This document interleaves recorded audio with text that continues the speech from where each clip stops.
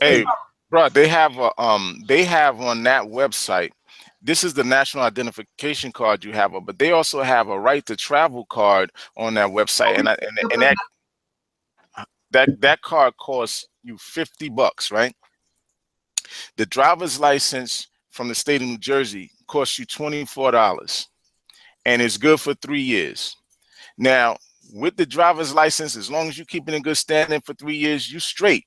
You go out there with that right to travel card from RV Bay Publications, you're going to get arrested as soon as you walk out the door.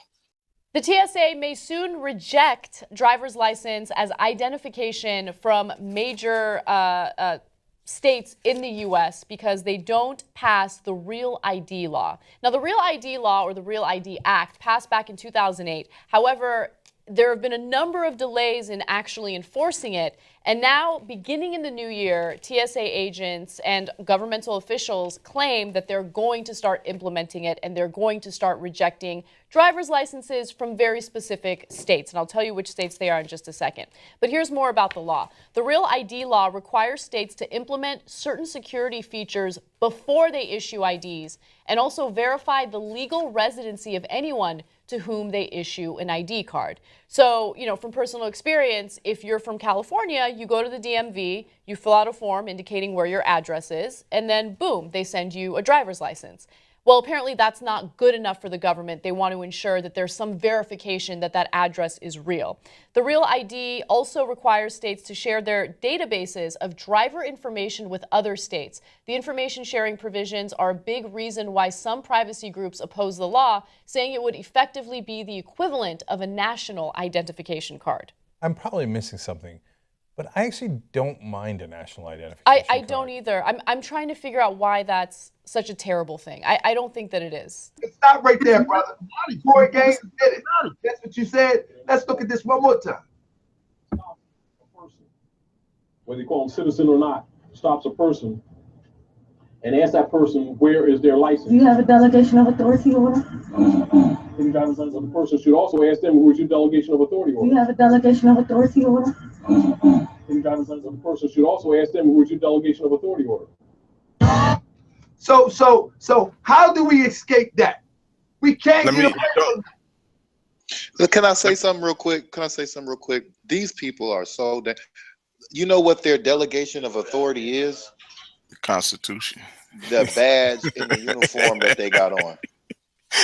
The badge in the uniform that they got on. The badge in the uniform that they got on. Also, it looks like a cop car, and the Albuquerque man who drove it claimed he was a cop. But last night he made a major mistake.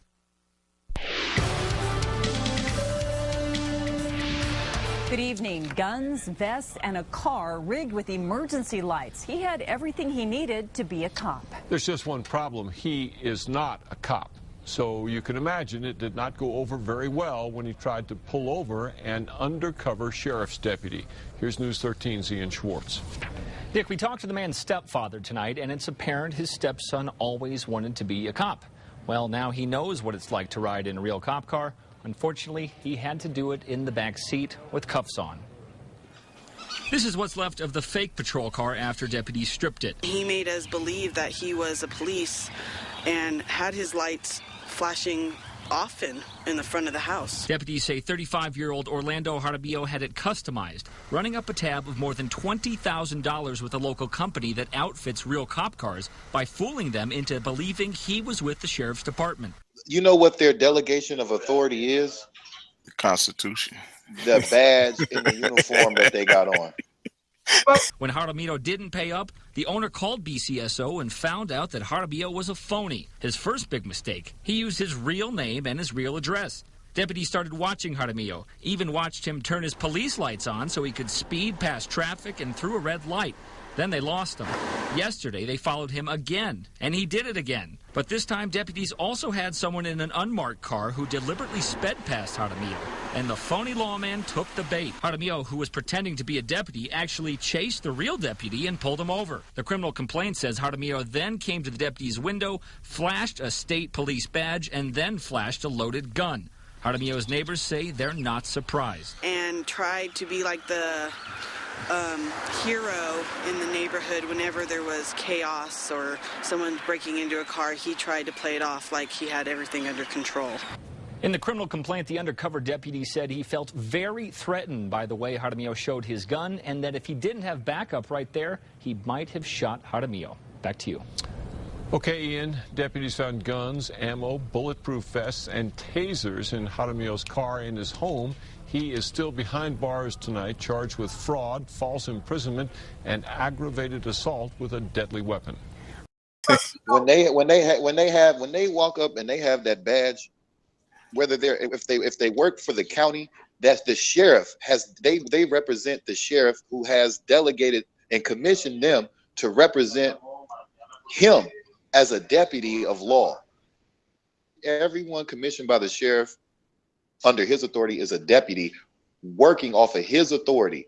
And then if you're a city cop, everyone has been given authority through the mayor and been commissioned through the commissioner who's appointed by the mayor. So their delegation of authority is the badge. Slander, I'm at 45th and Washington. New tonight at 10, here's a look inside the car of an accused fake cop, outfitted to look just like a police cruiser. The irony in this case, Robert Montoya was arrested after trying to stop an undercover officer. And we've uncovered this isn't the first time his car looked an awful lot like a cop car. 7 News reporter Sally Mamdou is live. And Sally, police say he did a good job trying to look like a real cop. That's right, Eric, and we're right here where he was busted or pulled over, right here at Park Avenue and Blake Street, where this man right here, Robert Montoya, was pulled over for trying to pull over a real cop while riding in his fake car.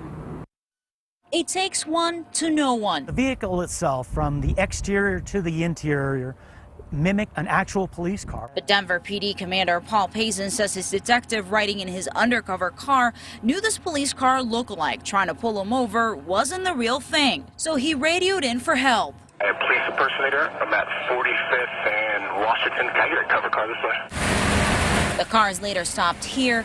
Police found that behind the fake car is wannabe cop Robert Montoya, who police say probably spent a ton of money trying to turn his gray Impala into an unmarked police car. We were astonished to see the lengths that this individual had taken to try to replicate what it is that a police car would look like. And we found this wasn't Montoya's first time playing cop. In 2009, he was ticketed in Adams County for driving with illegal emergency lights and an expired license plate. He pleaded guilty to the expired plates, so the DA dropped the other charge. We tried to get answers from Montoya, but no one answered at his apartment. Some of his neighbors, too scared to talk on camera, told us even they thought he was an undercover cop and have seen him carrying a taser and a gun.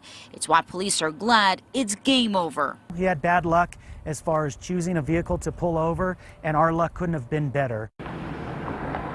Now Montoya's car that you're looking at right now won't be on the road anymore, all thanks to a city ordinance that allows for cars that are seized in cases like this to be called a nuisance and destroyed. Now, police have a message for concerned residents that are watching our story tonight. If you're driving on the road and you get pulled over, or you're being pulled over by an unmarked vehicle and you're feeling a little suspicious, just stop at a well-lit parking area and dial 911 to verify with the dispatcher that the person pulling you over is indeed a real cop. For now, we're live in Denver. Sally Mamdou, 7 News. That's their credential right there. The badge that they're given when they're sworn in and commissioned into office. I'm glad we're on this. Once you get where you know what the game is and how they play the game, you will they don't know much. They don't got much game. We didn't give them much. Okay?